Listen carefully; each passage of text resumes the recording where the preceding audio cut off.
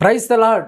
ಪ್ರಿಯ ಸ್ನೇಹಿತರೆ, ಕೆಲವು ವ್ಯಕ್ತಿಗಳು ಹೇಗೆಂದರೆ ಬಾಧೆ ಪಡುತ್ತಿರುವಾಗ, ಕಣ್ಣೀರು ಸುರಿಸುವಾಗ, ನನ್ನನ್ನು ಯಾರೂ ನೋಡುತ್ತಿಲ್ಲ, ನನ್ನನ್ನು ಯಾರೂ ಮಾತನಾಡಿಸ್ತಿಲ್ಲ, ನನ್ನನ್ನು ಯಾರೂ ಸಂತೈಸುತ್ತಿಲ್ಲ ಎಂಬುದಾಗಿ ತಿಳಿದು ದಿಗ್ಭ್ರಮೆಗೊಂಡು ಚಿಂತಿಸುವಂಥವರಾಗಿರ್ತಾರೆ.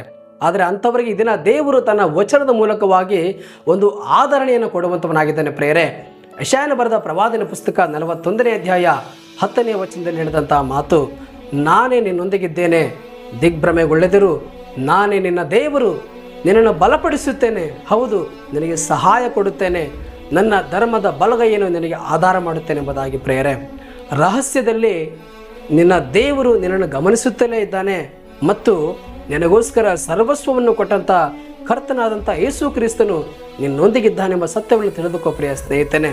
ಆದ್ದರಿಂದ ಮನುಷ್ಯರ ಆಧರಣೆಯನ್ನು, ಸಂತೈಸುವಿಕೆಯನ್ನು ಎದುರು ನೋಡದೆ ಯಾವಾಗಲೂ ನಿನ್ನ ಪರಿಸ್ಥಿತಿಯಲ್ಲಿ ನಿನ್ನೊಂದಿಗಿರುವಂಥ ದೇವರ ಕಡೆಗೆ ತಿರುಗಿ ನೋಡು.